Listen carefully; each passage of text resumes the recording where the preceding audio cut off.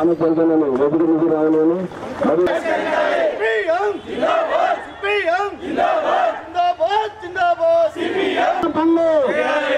గ్రామాలకు సుందరీకరణ పనులు స్థానిక సమస్యలను వెంటనే పరిష్కరించాలి. స్థానిక సమస్యలను వెంటనే పట్టాలు ఇళ్ళ ఇంటి మెంబర్లు ఇంటి మెంబర్లు ఏర్పాటు చేయాలి. కొత్తగా నిర్మించిన కూరగాయల మార్కెట్ వెంటనే ఏర్పాటు చేయాలి. గాంధీ పార్కులు వెంటనే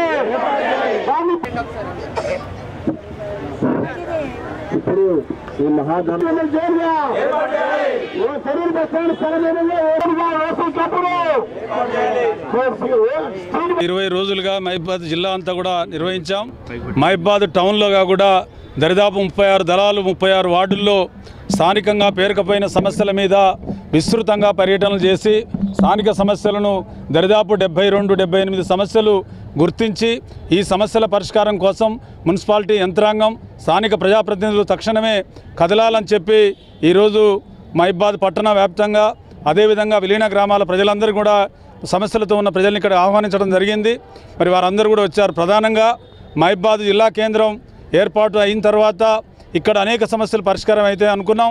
కానీ అప్పటికే అందుబాటులో ఉన్న గాంధీ పార్కు పబ్లిక్ పార్కును ఇవాళ వాళ్ళు మరి మార్కెట్ ఏర్పాటు కోసమని తాత్కాలికంగా కదిలించి ఇప్పటికి ఏళ్ళు గడిచినా కానీ గత ప్రభుత్వం పూర్తి చేసిందని చెప్పి ప్రారంభోత్సవం చేసింది. ఈ ప్రభుత్వం వచ్చే సంవత్సరంన్నర కావస్తుంది. కానీ ఈ రోజు వరకు కూడా మరి ఆ మార్కెట్ ఇంతవరకు ప్రారంభం కాలేదు. దాని కారణంగా ఇవాళ మాన్కోట పబ్లిక్ పార్కుగా ఉన్నటువంటి గాంధీ పార్కు నిష్ప్రయోజనంగా నిరుపయోగంగా ఉంది. తక్షణమే పార్కును పునరుద్ధరించాలి. కూరగాయల మార్కెట్టు అదేవిధంగా అన్ని తరగతుల మార్కెట్లను తక్షణం ప్రారంభించాలి. అదేవిధంగా నిరుపయోగంగా ఉన్నటువంటి ఓసీ క్లబ్ను మరి మీరు తప్పకుండా ఉపయోగంలోకి తీసుకురావాలి. అది పార్కింగ్ పెడతారా లేదా స్ట్రీట్ వెండర్ జోన్గా మారుస్తారా? కానీ అది ఐడియల్గా ఉండడానికి వీల్లేదు. ఆక్రమణదారులకు అది వశమయ్యేటువంటి పరిస్థితులు ఉన్నాయి. కాబట్టి దాన్ని మరి తక్షణమే పరిష్కరించాలని, అదేవిధంగా కోఆపరేటివ్ ప్లేస్ మీద గతం పాత మున్సిపాలిటీ స్థలమైనటువంటి ఇవాళ తొర్రూరు బస్టాండ్ స్థలాన్ని కోఆపరేటివ్ బ్యాంకు గతంలో గ్రామ పంచాయతీ ఇచ్చింది.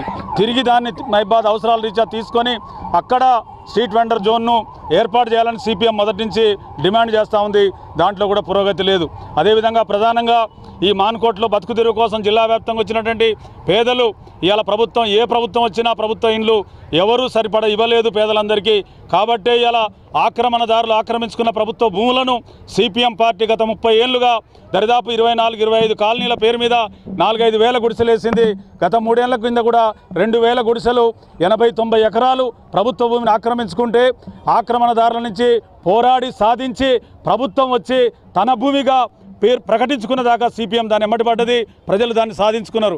కానీ ఈరోజు ఆ భూమిని ప్రభుత్వ కార్యాలయాల పేరు మీద ఆక్రమణదారులకు అప్పచెప్పడానికి గత ప్రభుత్వం ప్రయత్నం చేసింది.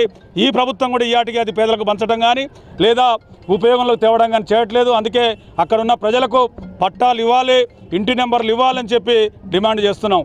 అదేవిధంగా మున్సిపాలిటీలో విలీన గ్రామాలు ఉపాధి పనులు దొరికేది మున్సిపాలిటీలో చేరకముందు ఇవాళ అనేక గ్రామాలు శనేపురం కావచ్చు, రజాల్పేట కావచ్చు, బేతోలు కావచ్చు, గాంధీపురం, ఈదులపూసపల్లి, అనంతారం ఈ గ్రామాలన్నీ కూడా చేర్చారు. వాటిలో పారిశుధ్యం కావచ్చు. ఇలా అక్కడ ప్రజలకు పని లేకపోయింది. అది సుందరీకరణ జరుగుద్దని ఆశపడుతున్నారు. అది డ్రైనేజ్ కావచ్చు, మరొకటి కావచ్చు. అందుకోసం ఆ గ్రామాల మీద సమస్యలను పరిష్కరించాలి. మంచినీటి సమస్య, రోడ్ల సమస్య, డ్రైనేజ్ సమస్య పరిష్కరించాలి. అదేవిధంగా మహబూబాబాద్ పట్టణంలో ఉన్నటువంటి ఇవాళ మిషన్ భగీరథ పైప్ లైన్లు కవర్ కాని ఏరియాల్లో తక్షణం ఏర్పాటు చేయాలి.